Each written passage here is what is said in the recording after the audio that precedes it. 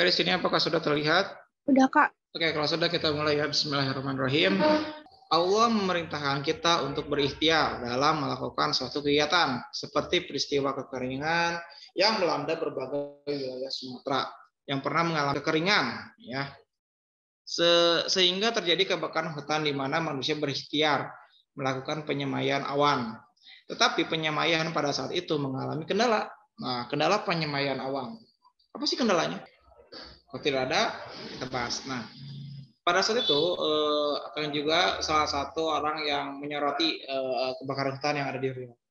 Nah, ketika terjadi kebakaran Riau, itu disebabkan oleh kekeringan. Nah, kemudian ada teman Akang yang di BMKG ya.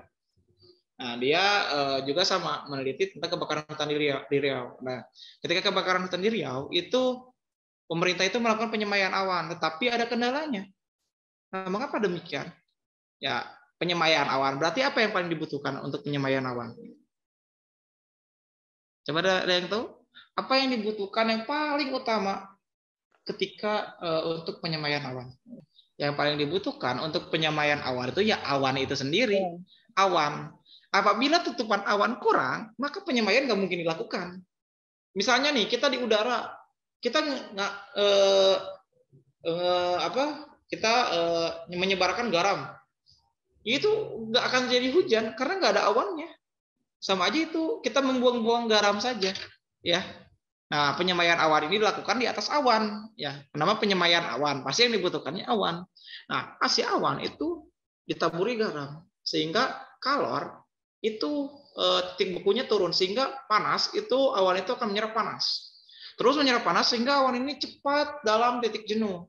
Nah, ketika dalam titik jenuh, maka timbullah hujan. Nah, ini konsep penyemaian awan. Jadi jawabannya jelas ya. Apabila kurangnya tutupan awan, maka tidak mungkin terjadinya hujan. Ya, oke, paham sampai sini? Paham. Oke, itu logika ya. Ini konsep soal dasar, tapi lumayan sulit ya. Kemudian, perhatikan gambar berikut ini untuk menjawab soal nomor 17 dan 18. Kelihatan kan gambarnya? Gambar ini dijelaskan pada surat apa? Ayat berapa? Ar-Ra'd ayat 12 sampai 13. Oke, betul ya. Surat Ar-Ra'd atau Ar-Ra'du ya. Surat Ar-Ra'd ayat 12 sampai 13 ini menjelaskan tentang fenomena atmosfer ya, di mana fenomena ini merupakan fenomena awan cumulonimbus ya. Awan cumulonimbus itu menyebabkan kilatan petir. Nah, ini biasa jadi surat Ar-Ra'd ayat 12 dan juga ayat 13. Nah, ini awan cumulonimbus yang menyebabkan petir ya. Oke, paham tidak yang lain? Takut ada yang kurang paham, silakan tanyakan. Ya, awan pada gambar di atas termasuk ke dalam awan. Awan itu kan berdasarkan ketinggian ada berapa?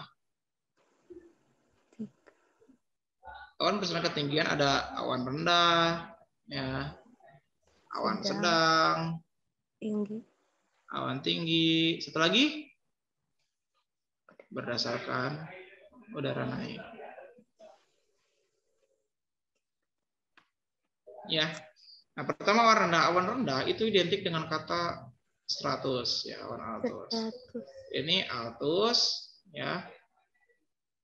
Nah, ini cirrus ya.